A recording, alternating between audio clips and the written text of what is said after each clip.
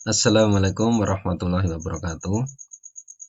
Selamat berjumpa kembali anak-anakku semuanya kelas 8 SMP ITA Salam yang sangat saya banggakan. Semoga kalian dalam keadaan sehat walafiat bersama keluarga meskipun lama tidak berjumpa bertatap muka dalam pembelajaran di waktu adanya wabah corona saat ini. Meskipun demikian, Bapak berharap kalian tetap semangat belajar meskipun dalam pembelajaran secara jarak jauh. Ya, kali ini bersama Pak Yatno kembali kita dalam mata pelajaran PPKN akan membahas materi yaitu arti penting Pancasila sebagai dasar negara dan pandangan hidup. Kita akan bahas bersama, siapkan alat tulis. Tapi sebelumnya, mari kita awali dengan baca basmalah bersama. Bismillahirrahmanirrahim. Terima kasih, mudah-mudahan nanti pembelajaran kali ini dapat berjalan dengan lancar dan anak-anakku semuanya dapat paham jelas materi pembahasan di kali ini. Kita akan membahas masalah arti penting Pancasila sebagai dasar negara dan pandangan hidup bangsa. Ya. Arti penting Pancasila sebagai dasar negara dan pandangan hidup bangsa. Itu kita bahas tentang pertama Pancasila sebagai dasar negara.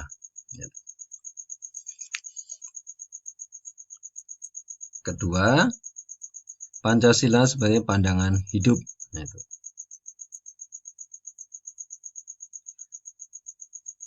Bahwa suatu bangunan tanpa ada pondasi atau dasar yang kuat, maka akan rapuhlah bangunan itu. Ibarat seperti rumah, fondasinya, dasarnya itu tidak bagus, nanti juga akan tidak tahan lama, akan mudah goyah. Misalnya kena goyangan, terpaan angin, banjir, dan sebagainya. Demikian juga suatu negara tanpa memiliki dasar akan terombang-ambing, tidak akan dapat berdiri dengan tegak. Demikian juga Pancasila sebagai dasar negara itu menjadikan Pancasila sebagai acuan dasar dalam kehidupan berbangsa dan bernegara. Dan Pancasila sebagai pandangan hidup. Pancasila yaitu dijadikan sebagai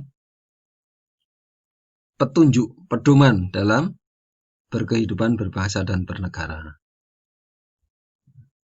Selanjutnya, Pancasila sebagai dasar negara, yaitu bahwa Pancasila itu dijadikan dasar dalam penyelenggaraan negara. Segala penyelenggaraan negara, segala penyelenggaraan pemerintahan itu harus berdasarkan pada Pancasila. Tidak boleh bertentangan dengan sila-sila dari Pancasila itu. Harus sejalan, sesuai, selaras. Dengan demikian, Pancasila sebagai dasar negara secara otomatis harus semua peraturan penyelenggaraan negara mengacu pada nilai-nilai dari Pancasila itu. Kalau tidak selaras, tidak sejalan, tidak sesuai dengan nilai-nilai Pancasila, itu berarti telah menyeleweng atau telah keluar dari dasar negara itu. Itu tidak boleh, harus, karena nanti akan membahayakan negara itu sendiri. Kemudian juga Pancasila sebagai dasar negara ini setelah memiliki kekuatan yang kuat, jelas, karena telah ditetapkan dalam pembukaan Undang-Undang Dasar Negara Republik Indonesia tahun 1945, yaitu pada alinea keempat, menegaskan bahwa bangsa Indonesia memiliki dasar dan pedoman dalam berbangsa dan bernegara, yaitu Pancasila. Sebagai dasar negara, Pancasila itu mendasari pasal-pasal dalam Undang-Undang Dasar Negara Republik Indonesia tahun 1945 dan menjadi cita-cita hukum yang dituangkan dalam peraturan perundang-undangan. Harus menjiwai seluruh peraturan perundang-undangan yang berlaku dalam penyelenggaraan pemerintahan negara di Indonesia ini. Itu secara tegas dinyatakan dalam pembukaan Undang-Undang Dasar Negara Republik Indonesia tahun 1945. Bahwa kita, negara ini berdasarkan kepada ketuhanan yang Maha Esa, kemanusiaan yang adil dan beradab, persatuan Indonesia, kerakyatan yang dipimpin oleh hikmat kebijaksanaan dalam permusyawaratan perwakilan, serta keadilan sosial bagi seluruh rakyat Indonesia. Itulah sila-sila dari Pancasila yang dijadikan sebagai dasar negara kita. Kemudian Pancasila merupakan satu kesatuan yang utuh dan saling berkaitan. Maksudnya, Pancasila sebagai dasar negara itu tidak bisa dijalankan terpisah-pisah. Tapi sila-sila dari Pancasila itu saling menjiwai. Sila pertama itu menjiwai sila kedua, ketiga, dan keempat, kelima, dan seterusnya. Sila kedua juga menjiwai sila ketiga, empat, kelima. Itu utuh, kesatuan yang utuh. Jadi pelaksananya harus beriringan semuanya. Sila-sila itu didasari dari sila yang pertama itu sebagai dasarnya sila-sila selanjutnya. Saling berkaitan. Selanjutnya kita bahas tentang Pancasila sebagai pandangan hidup. Apa maksudnya? Bahwa Pancasila sebagai pandangan hidup itu berarti juga Pancasila sebagai ideologi. Pancasila sebagai dasar negara, Pancasila sebagai pandangan hidup, itu Pancasila sebagai ideologi.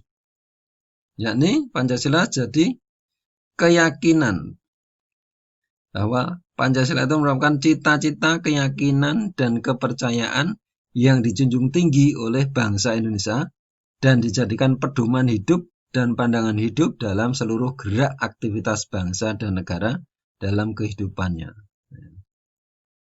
Itu Pancasila sebagai ideologi. Pancasila sebagai pandangan hidup atau way of life. Yaitu Pancasila dijadikan pegangan, pedoman hidup, petunjuk hidup dalam berkehidupan. Baik itu berbangsa maupun bernegara dalam kehidupan di masyarakat. Kemudian Pancasila sebagai pandangan hidup itu Pancasila dipergunakan sebagai petunjuk dalam kehidupan sehari-hari masyarakat Indonesia. Jadi sebagai acuannya, sebagai patokan, pedoman dalam kehidupan sehari-hari masyarakat Indonesia. Maka Pancasila sebagai pandangan hidup itu Pancasila dijadikan sebagai sikap dan perilaku masyarakat Indonesia harus selalu dijiwai oleh nilai-nilai luhur Pancasila itu. Jadi harus mencerminkan sikap dan perilaku bangsa Indonesia, mencerminkan dari nilai-nilai Pancasila yang luhur yang diyakini oleh bangsa Indonesia itu. Itu harus menjiwai dalam setiap sikap dan perilaku masyarakat Indonesia sehingga benar-benar Pancasila itu jadi pandangan hidup.